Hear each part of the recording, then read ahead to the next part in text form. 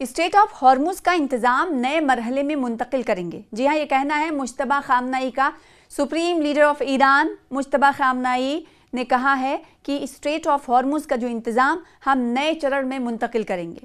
جی ہاں، IRGC یعنی پاسداران انقلاب نے بارودی سرنگیں بچھانے کا اشارہ دیا تھا۔ عالمی سطح پر دوبارہ جنگ چھڑنے کے خدشات سامنے آئے تھے۔ ایرانی ٹیلی ویژن نے جمعرات کو رہبر اعلیٰ مجتبیٰ خامنہئی سے منسوب ایک تحریری بیان نشر کیا ہے۔ اس بیان میں کہا گیا ہے کہ ایران جنگ نہیں چاہتا لیکن اپنے حقوق پر سمجھوتا بھی نہیں کرے گا۔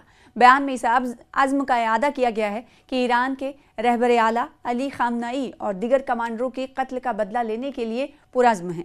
مجتبیٰ خامنہئی جو 28 فروری کو اپنے والد کی ہلاکت کے بعد سے عوامی منظرنامے پر نظر نہیں آئے، انہوں نے اعلان کیا ہے کہ اسٹریٹ آف ہارمز کا انتظام اب ایک نئے مرحلے میں داخل ہو جائے گا۔ یہ بیان ایک ایسے وقت میں سامنے آیا ہے جب ایرانی پاسداران انقلاب نے اسٹریٹ آف ہارمز میں بارودی سرنگیں بچھانے کے لیے کہا ہے۔ اس سے ایران اور امریکہ کے درمیان دوبارہ جنگ شروع ہونے کے بین الاقوامی خدشات بڑھ گئے ہیں۔ عارضی اور نازک فائر بندی کا آج دوسرا دن ہے۔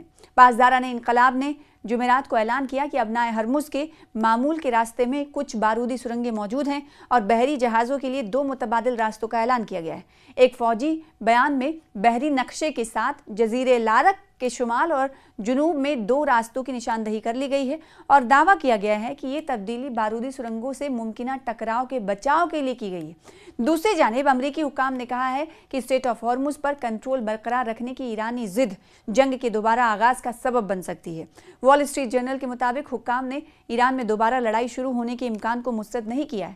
یہ صورتحال تب پیدا ہوئی جب ایرانی فریق نے ثالثوں کو مطلع کیا کہ وہ اسٹریٹ آف ہارمز سے گزرنے والے جہازوں کی تعداد روزانہ تقریباً 12 تک محدود کر دے گا اور فائر بندی کے معاہدے کے تحت ٹرانزٹ فیس وصول کرے گا۔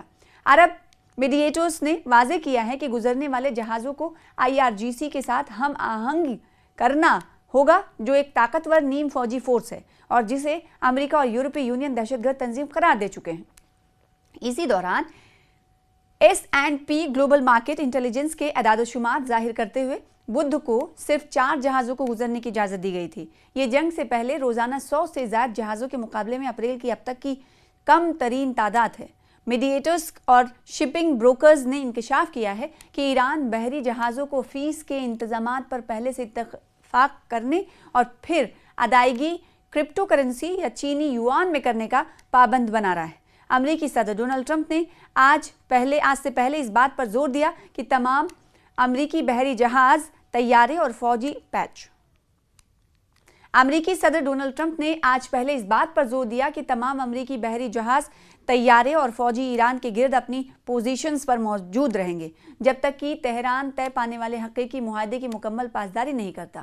انہوں نے اپنے پلیٹ فارم ٹروتھ سوشل پر ایک پوسٹ میں مزید کہا کہ اس بات پر کافی عرصہ پہلے اتفاق ہو چکا ہے اور تمام جھوٹے بیانات کے باوجود یہ طے ہے کہ کوئی ایٹمی ہتھیار نہیں ہوں گے۔ ابنائے ہرمز کھلی رہے گی اور محفوظ رہے گی۔ توقع ہے کہ امریکی اور ایرانی فریقین کے درمیان کل ہفتے کو اسلام آباد میں مذاکرات ہونے کے حوالے سے باتیں کہی جا رہی ہیں، جو پاکستانی وزیر اعظم کی جانب سے 2 ہفتوں کی عارضی فائر بندی کے اعلان کے بعد ہو رہے ہیں، تاکہ کسی ایسے معاہدے پر بحث کی جا سکے جو جنگ کے مستقل خاتمے کا باعث بن سکے۔ پاکستانی حکام نے انکشاف کیا ہے کہ اسلام آباد میں ہونے والے یہ مذاکرات سخت حفاظتی انتظامات کے تحت ایک فوجی مقام پر منعقد ہوں گے۔ نیوز ایجنسی کے مطابق مذاکرات کے سیکیورٹی کی ذمہ داری پاکستانی فوج سنبھالے گی۔